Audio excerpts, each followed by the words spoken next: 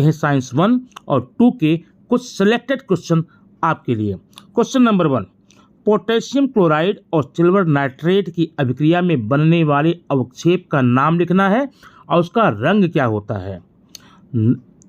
Potassium chloride and silver nitrate जब आपस में अभिक्रिया करते हैं दोस्तों, तो जो पदार्थ बनता है, अवक्षेप बनता है, प्रेसिपिटेट बनता है, उसका नाम होता है सिल्वर क्लोराइड।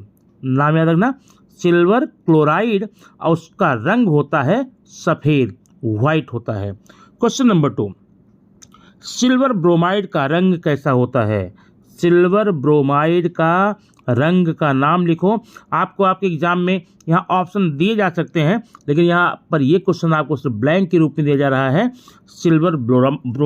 सिल्वर ब्रोमाइड के अवक्षेप का रंग हल्का पीला होता है, हल्का पीला, याद रखना ध्यान से। क्वेश्चन नंबर 3, सिल्वर आयोडाइड के अवक्षेप का रंग कैसा होता है। सिल्वर आयोडाइड का अवक्षेप प्रेसिपिटेट कैसा होता है, ये पूरा गहरा पीला होता है, गहरा पीला। क्वेश्चन नंबर 4, हैलोजन की बाहरी कक्षा में इलेक्ट्रॉनों की संख्या कितनी होती है।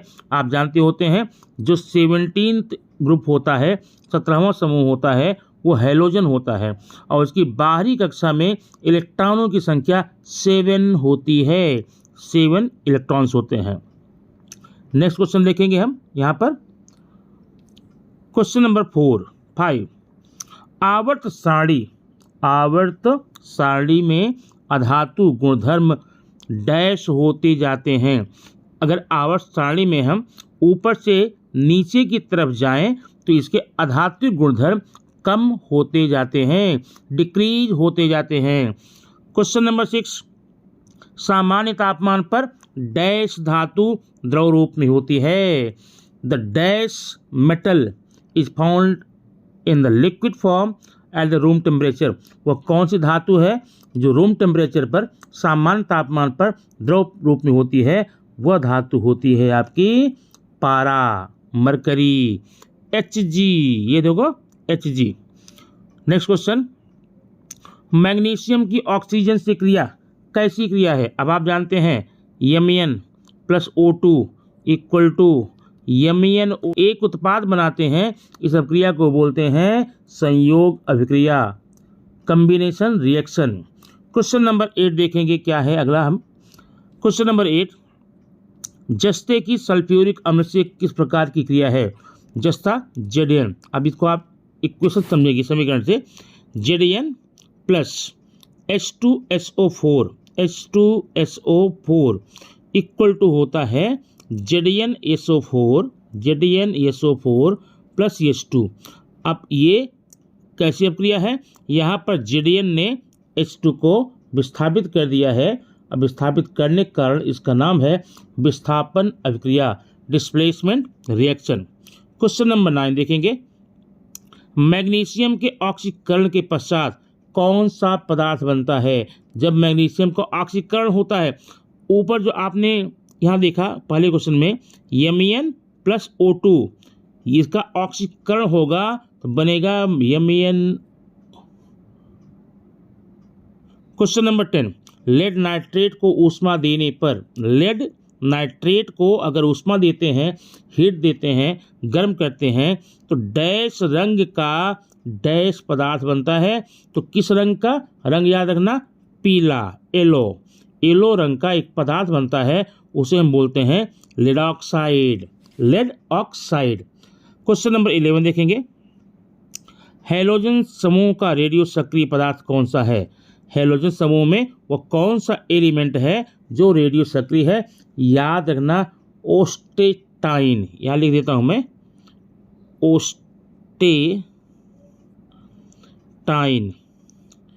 ओस्टेटाइन, ये आपका नाम है। तो दोस्तों ये रहा आपका कुछ 11 क्वेश्चन यहाँ पर रहे।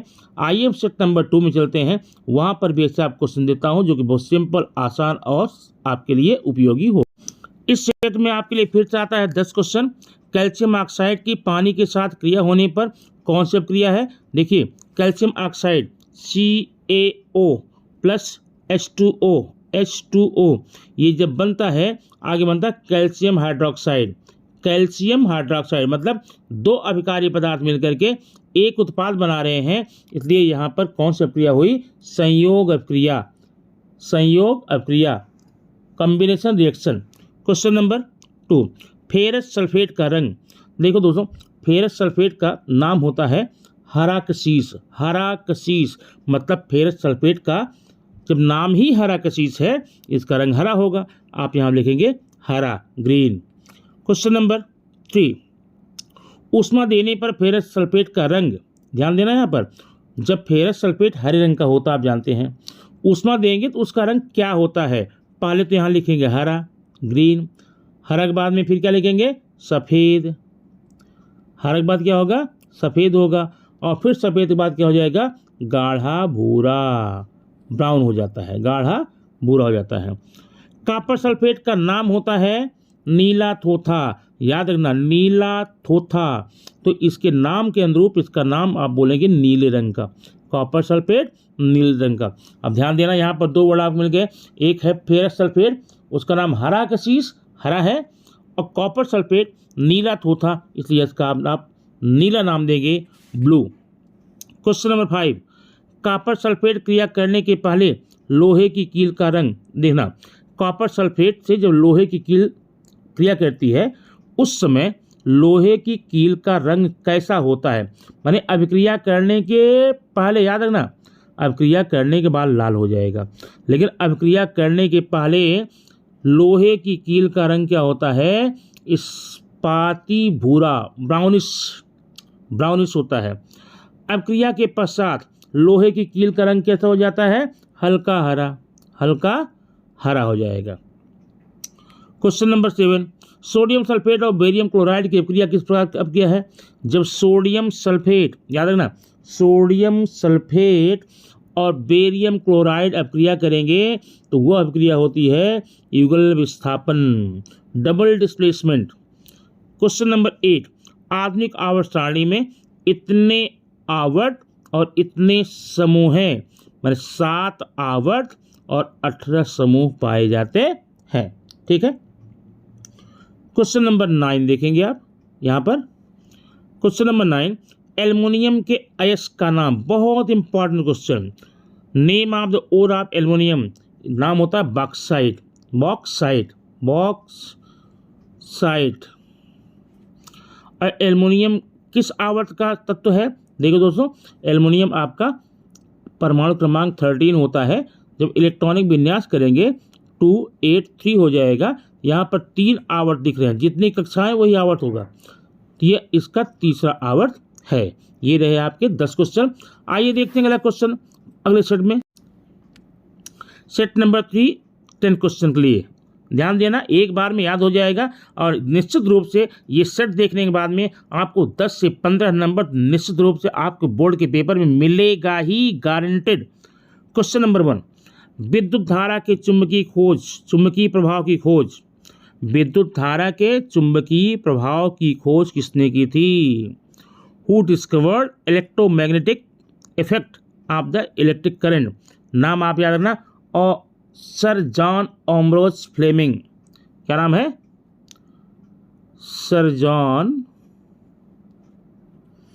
फ्लेमिंग, नाम याद रखना, अम्ब्रोज फ्लेमिंग, अम्ब्रोज फ्लेमिंग। क्वेश्चन नंबर 2, विद्युत धारा की तीव्रता नापने की इकाई क्या होती है? ऑरेस्टेड, ऑरेस्टेड। विद्युत धारा की तीव्रता ऑरेस्टेड में नापी जाती है। तो जरा हम इस क्वेश्चन को हम यहाँ पर फिर से लिख दे रहे हैं आंसर को, क्योंकि नाम आप सुनने में दिक्कत हो रही होगी। ये क्वेश्चन नाम इस पहले में, विद्युत धारा के चुंबकीय प्रभाव खोज किसने की थी? सर जॉन अम्ब्रोज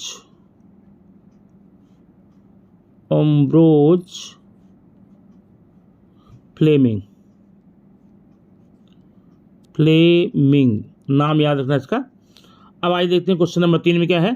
संगलक तार विद्युत धारा के डैश प्रभाव को दिखाता है। अब यहाँ पर ध्यान रखना, संगलक तार चाहे जैसे भी हो, वहाँ पर विद्युत धारा के ऊष्मीय प्रभाव को, हीट इफेक्ट को दिखाता है।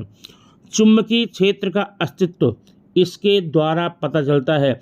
माने कहीं क्षेत्र चुंबकीय है कि नहीं है, उसका पता लगाने के लिए किसका यूज करते हैं? उसका पता लगाने के लिए कंपास, दिशा सूची यंत्र, दिक्सूची या चुंबकीय सुई, चुंबकीय सुई का पता, सुई से पता लगाते हैं। क्वेश्चन नंबर 5, पानी के संगत व्यवहार का अध्ययन कौन से उपकरण के द्वारा किया जाता है? यहाँ आप याद रखना, होप का उपकरण, होप्स ऑपरेटस। क्वेश्चन नंबर 6, 1 किग्रा द्रव्यमान के पानी का तापमान 14.5 से 15.5 तक बढ़ाने के लिए कितनी ऊष्मा लगती है? यहाँ पर ध्यान रखना, 1000 जूल, 1000 जूल ऊष्मा लगती है। बर्फ से पानी बनने में ऊष्मा का क्या होता है? अवशोषण होता है, एब्जॉर्प्शन होता है। ऊष्मा का स्थानांतरण डैश विधि द्वारा होता है। ऊष्मा का स्थानांतरण कौन सी विधि के द्वारा होता है? ध्यान रखना, ऊष्मा एक स्थान दूसरे स्थान जाने के लिए 3 विधियों से सहारा लेती है। नाम याद रखना है यहाँ पर। पहला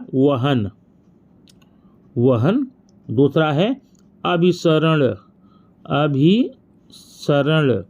और तीसरा नाम है प्रसरण।